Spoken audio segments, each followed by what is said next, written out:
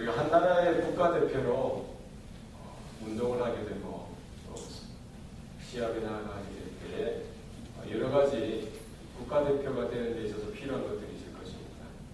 물론 능력도 되고 실력도 되고 경쟁에서 이겨야 되지만 사실 국가대표에게 가장 필요한 것은 내가 나라를 대표하고 국가를 대표하고 국민을 대표한다는 그런 마음일 것입니다.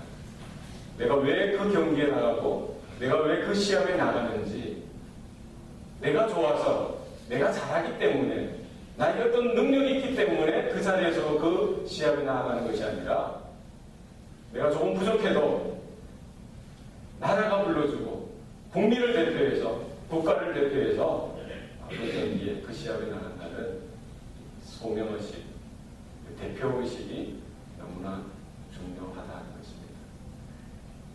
성도로서 하나님의 자녀로서 저와 여러분이 이 땅을 살아갈 때에도 그와 같은 마음이 있어야 될 줄로 믿습니다. 우리는 세상 가운데 이름도 없이 빛도 없이 살아갈지라도 우리는 하나님 나라의 백성으로서 하나님 나라를 대표하고 또 우리 하모나 장로교회를 대표하여 우리는 이 땅을 살아간다는 마음을 우리가 가질 수 있길 바랍니다. 우리 어디에 가든지 어떤 모습으로 서든지 사람들이 나를 볼 때에 뭐를 봅니까? 우리 한 사람을 보는 것이 아니라 우리의 삶을 통해서 우리의 모든 것들을 통해서 이 하나님의 나라를 바라볼 수 있고 또 하나님의 살아계심을 볼 수 있고 또 하모나 장로교회의 성도됨을 그들이 바라볼 수 있을 것입니다. 우리 하나님 앞에 서는 날까지 주님이 다시 오실 때까지 이와 같은 영적인 정체성이 우리 가운데 날마다 바로 세워져 있으시기 바랍니다. 이 모세는 하나님의 사람이요 이스라엘 민족의 위대한 지도자였습니다. 여러분 이렇게 지도자 하나님이 사용하시는 사람은 하루아침에 만들어지지 않습니다. 오랜 세월 동안 하나님께서는 그 삶을 통해서 성공도 경험하게 하시고 실패도 경험하게 하시고 또 좋은 일들도 경험하게 하시고 어렵고 힘든 그런 고난과 같은 역경과 같은 그런 환경도 경험하게 하셔서 그의 믿음이 단련되어지게 하시고 그가 하나님 앞에서 내가 어떤 모습으로 서야 하는지 하나님의 부르심 앞에 하나님의 일을 어떻게 감당해야 하는지 그 마음을 물으시는 것입니다. 모세는 태어날 때부터 사실은 녹록치 않은 그런 환경 가운데 태어났습니다. 모든 태어난 남자아이가 나일강에 빠져 죽을 수밖에 없는 그런 환경 가운데 어머니 요게벳의 지혜로운 마음과 하나님의 도우심으로 인해 그런 물에서 건져냄을 받게 되어졌습니다.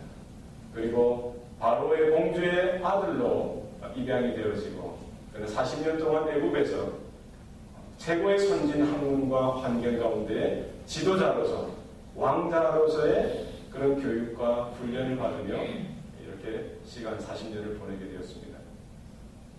그에게 감당되어지지 않는 그런 열정 또 그에게 끌어오르는 그 어떤 인간적인 것들로 인하여 어느 날 애굽의 관리를 이렇게 죽이게 되어지고 도망자의 신세로 미디안 광야로 그런 도망을 하게 됩니다.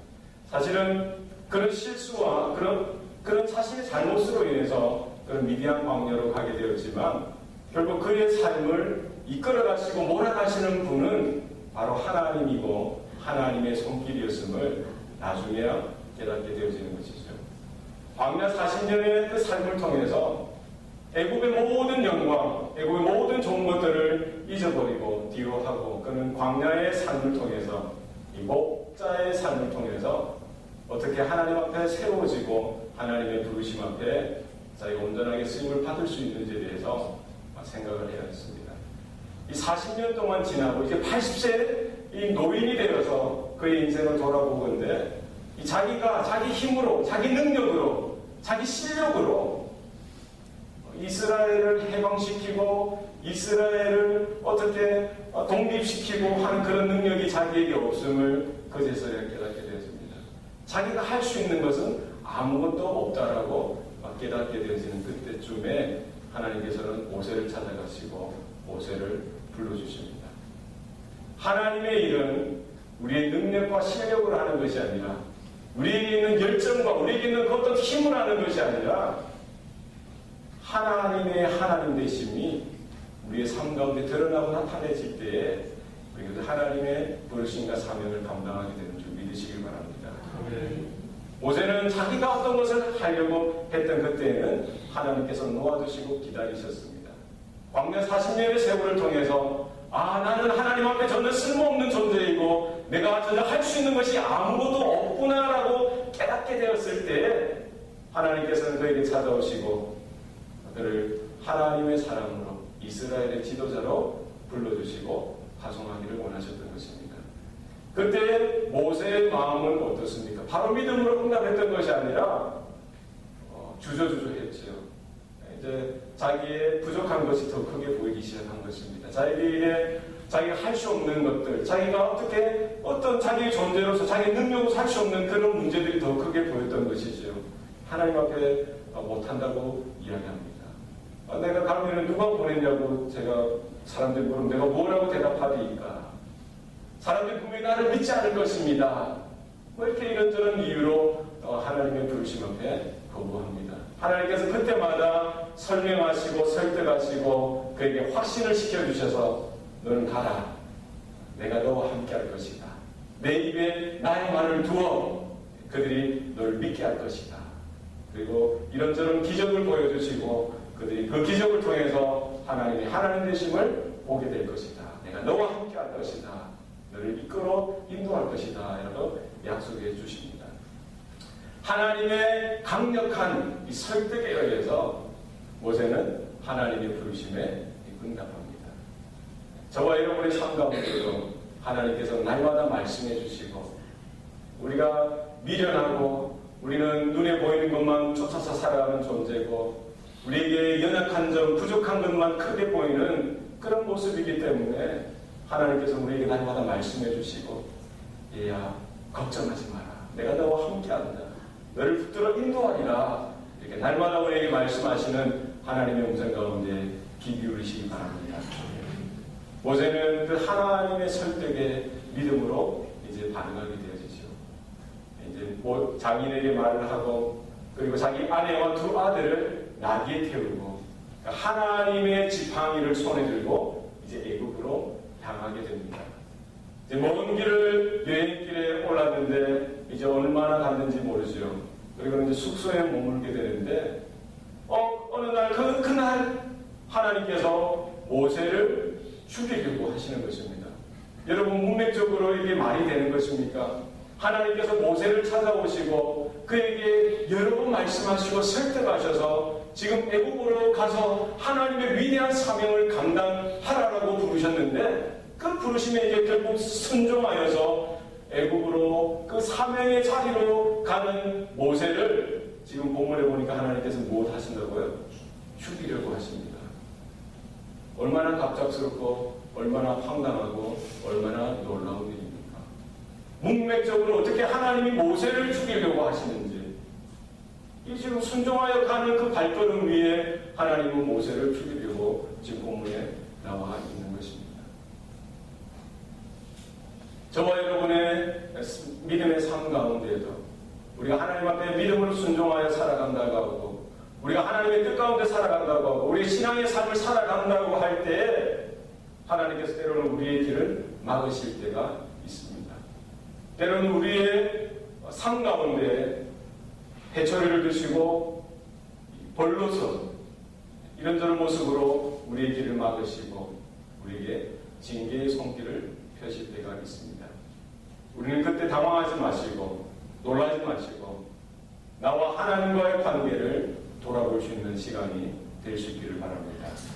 하나님의 부르심, 하나님의 하나님 되심 앞에 내가 어떠한 모습으로 서 있는지 분명하게 우리는 확인하고 하나님 앞에 온전히 나의 몸뿐만 아니라 나의 온전한 마음과 모습, 나의 중심까지도 하나님을 향할 수 있기를 바랍니다. 하나님께서 모세를 죽이려고 하시자 그 옆에 있던 아내 십보라가 너무나 당황하고 다급해서 옆에 있는 돌칼을 가지고 자기 두 아이의 그 피를 빼고는 그 표피를 그 모세의 발 앞에 던집니다. 그리고는 당신은 참으로 나의 피난편이로다 라고 이야기하죠. 그리고 26절에 보니까 여호와께서 그때 그 모세를 놓아주시고, 그때 시보라가 피난편이라 함은 뭐 때문이라? 할례 때문이라. 이 말씀을 보니까 하나님께서 왜 모세를 죽이려고, 모세의 그 길을 막고 모세를 죽이려고 하셨는지 우리가 조금은 이해될 수가 있습니다. 무엇 때문입니까? 하나님께서 분명히 모세에게 할례를 명령하셨을 것입니다. 아니, 할례는 이스라엘 민족이라 하면 누구든지 받아야 하는 하나님의 명령이요, 하나님과 이스라엘과의 사이에 언약이었던 것이죠. 우리 창세기 17장에 가보면은 나이가 99세가 된 아브라함에게 하나님은 다시 그를 찾아가셔서 언약을 맺으십니다. 나는 전능한 여호와 하나님이니 너는 내 앞에서 행하여 완전하라라고 말씀하십니다. 나와 너 사이에 언약을 두어 너로 하여금 모든 민족의 아버지가 되게 할 것이다. 내 언약이 너의 삶 가운데 함께 있어서 너와 너의 후손을 통해서 열방이 복을 받고 많은 민족이 나오고 여러 왕들이 나오게 될 것이다 라고 말씀하십니다. 그리고는 창세기 17장 10절에 보면은 너희 중 남자는 다 할례를 받으라. 이것이 나와 너희와 너희 후손 사이에 지킨 내 언약이라 말씀합니다. 너희는 포피를 베어라. 이것이 너와 나와 너희 사이에 그 언약의 표징이 되리라 라고 말씀하십니다. 너희에게 난 자들이나 너희가 돈으로 산 자들든지 누구든지 남자는 그 포피를 베어서 하나님과 나 사이, 하나님과 이스라엘 사이에 언약의 표징으로 삼으라고 분명히 말씀하십니다.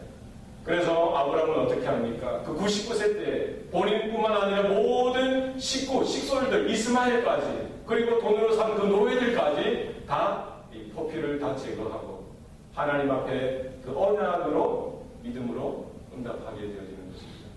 그 아브라함 이후에 모든 이스라엘 백성은 바로 하나님과의 언약, 이 어떤 언약입니까? 바로 하나님의 하나님 되신, 하나님은 나의 하나님 되시고 또 나는 하나님의 백성이다라는 언약이 되었습니다. 바로 그 언약을 통해서 하나님은 이스라엘을 복주시고 그들에게 은혜를 베푸시고 그들의 삶을 주장하시고 인도하신다라는 사실입니다. 분명히 모세도 그 아버지 때로부터 이 언약, 이 할례 언약으로 인해서 하나님 앞에 우리가 어떻게 결단하고 우리가 어떻게 하나님의 백성으로서 살아가야 하는지에 대해서 분명히 들었을 것입니다. 그러면 자기 자녀들에게도 그 할례를 행함으로 인해서 그 언약을 통해서 우리 집안은, 우리 자녀들은 나는 누구 것이다? 하나님의 것이다. 아무리 모세가 80년 동안 하나님의 특별하신 은혜 가운데 훈련되어지고 준비되어진 지도자라고 할지라도 하나님의 그 크신 그 사명과 사역을 감당하기 위해서는 그에게 있던 어떤 실력을 요구하셨던 것도 아니고 그에게 있던 그 능력을 요구하셨던 것이 아니라 내가 하나님 앞에서 어떤 존재인가, 그 존재감, 내가 어떤 사람인가, 그 정체성을 분명히 알 것을 하나님은 요구하신 것입니다. 우리가 하나님의 언약을 붙들 수 있길 바랍니다. 내 실력과 내 능력과 내 어떤 열정이 아니라 내가 하나님 앞에서 어떤 존재이고 우리 집안, 우리 자녀가, 우리 모든 우리 식솔들이 하나님 앞에서 어떤 존재인 것을 우리 날마다 확인할 수 있기를 바랍니다. 이스라엘 백성은 어디에 있든지 어떤 모습이든지 그 할례 언약을 통해서 그들은 하나님의 백성이요 하나님이 그들의 하나님인 것을 날마다 확인하고 또 확증할 수 있었던 것입니다.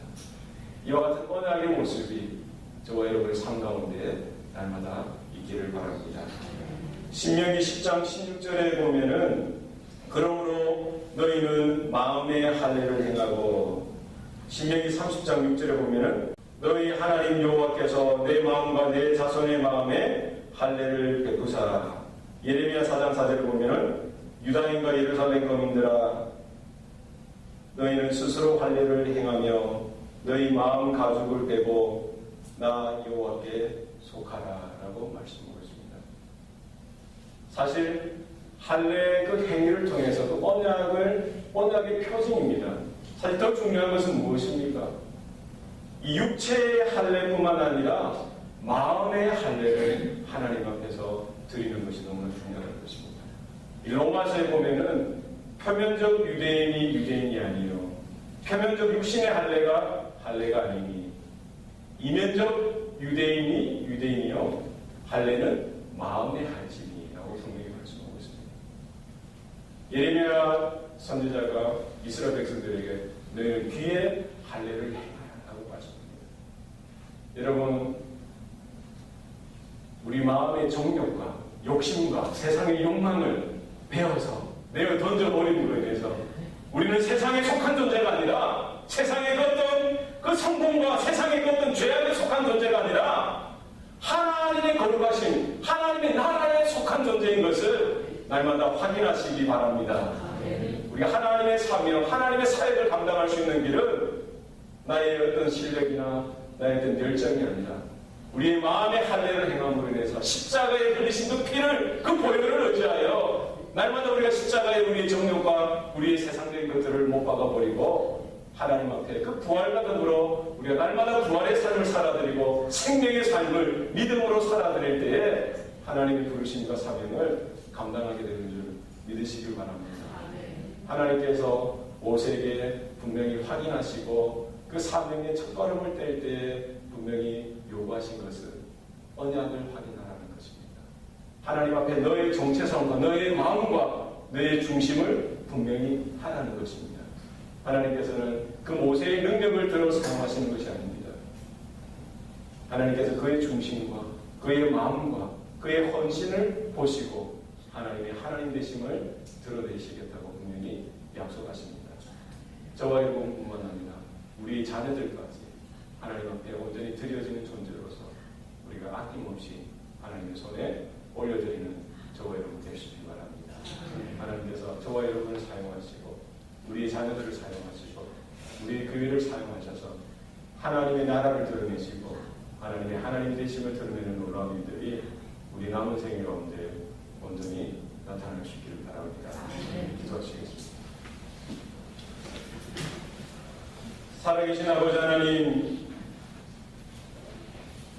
모세를 부르셔서 하나님의 사람으로 삼으시고 이스라엘의 위대한 지도자로 삼아주셨을 때 그에게 큰 사명을 맡기시고 하나님의 부르심 앞에 하나님의 보내심 앞에 서게 하셨을 때 요구하셨던 것은 그의 실력도 아니요 그의 능력도 아니요 그에게 있던 어떤 열정도 아니고 세상적인 어떤 배경이 아니라 하나님과의 그 언약을 다시 한번 확인케 하시고 그의 마음을 물으시고 그의 중심을 확인하기를 원하셨던 그 하나님을 우리가 바라봅니다.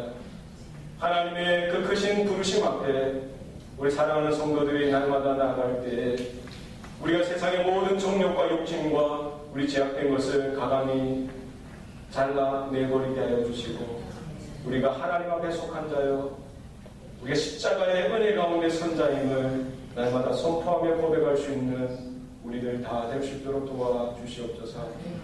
우리들뿐만 아니라 우리에게 속한 우리 가정에 속한 모든 가족들 우리 자녀들까지 하나님 이 언약의 행도 가감하게 믿음으로 올려드리길 원합니다. 하나님께서 주인이 되어주시사 우리가 걸어가는 모든 인생 광야에 하나님께서 주장하시고 인도하시고 하나님의 하나님 되심이 우리의 순종과 헌신의 삶을 통하여 날마다 나타날 수 있도록 도와주시옵소서. 하나님 우리가 이 말씀을 붙들고 이 말씀에 붙들려 기도하며 당당하게 이 부활의 삶을 살아드리게 하시고 생명의 삶을 살아드릴 수 있도록 도와주시옵소서. 모든 것 감사드리고 예수님 이름으로 기도합니다. 아멘.